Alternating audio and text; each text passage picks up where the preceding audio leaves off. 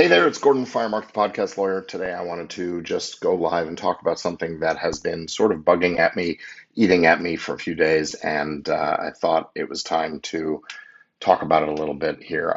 The other day on, I guess it was Friday no, it was just Sunday, the 15th of October, a piece appeared in the Illinois Daily Illini. That's a student-run publication, I'm pretty sure.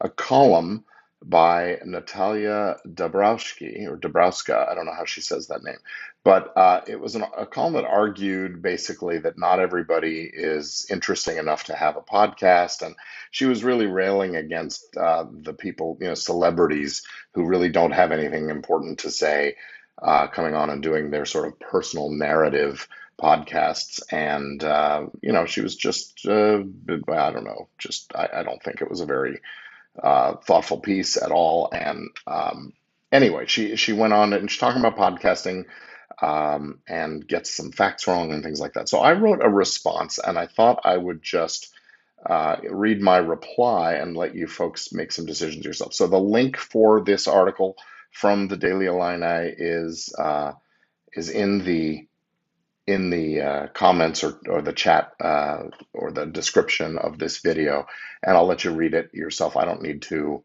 go over the details of that, but I wanted to let you know my response and my thoughts about it because I feel pretty strongly that uh, that this person is just frankly flat out wrong.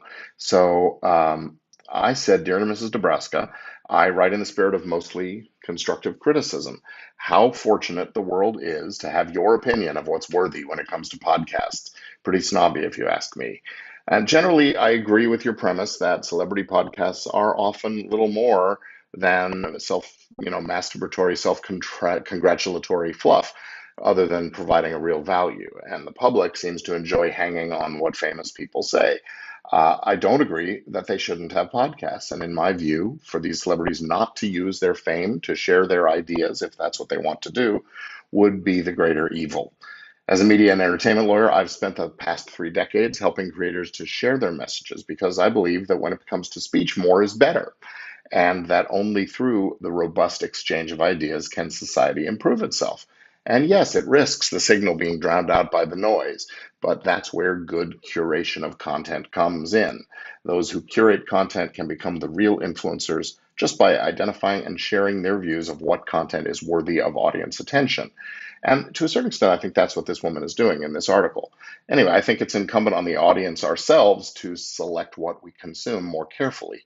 The principle of caveat emptor, let the buyer beware, applies here, I think. I think it's naive to think that there's not at least some value and even insight to be had from listening to personal narratives from people whom we admire for whatever reason that is. And perhaps sometimes that value manifests as learning and understanding why we shouldn't admire them quite as much. But ultimately, it's a nation that values freedom of speech. Isn't everyone entitled to spew opinions into a microphone, even for just one listener? Close quote. And if it's a hobby they enjoy, who's harmed?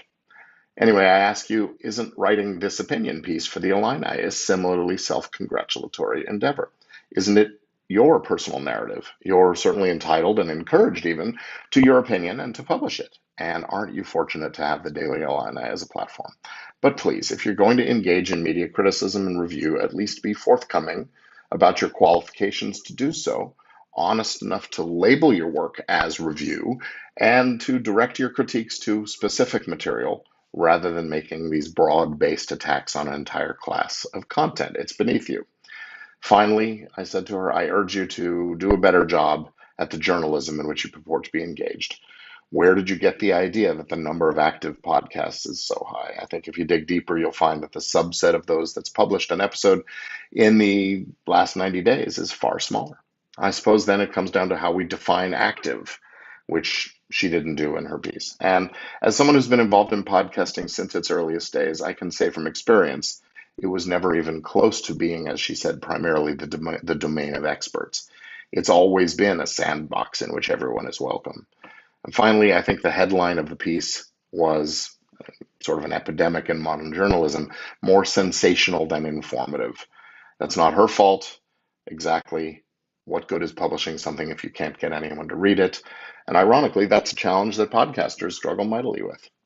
So, with all that said, I'd say to her what I tell podcasters who despair at negative comments and low listenership. I say, don't fret over the critics. At least they're reading your stuff. Just keep doing what you do and keep getting better. The sharing of ideas, opinions, and information is noble work, and it's worthy of being done well by people like you who are thinking about important issues, as well as those who are sharing their personal narratives. Thanks.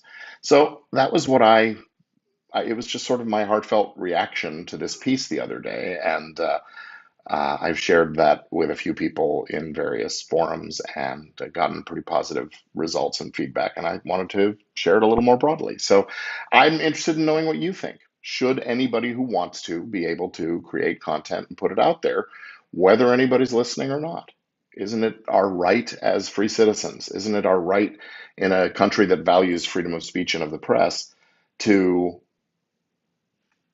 spit into the wind, as it were, to speak our minds, even if nobody cares.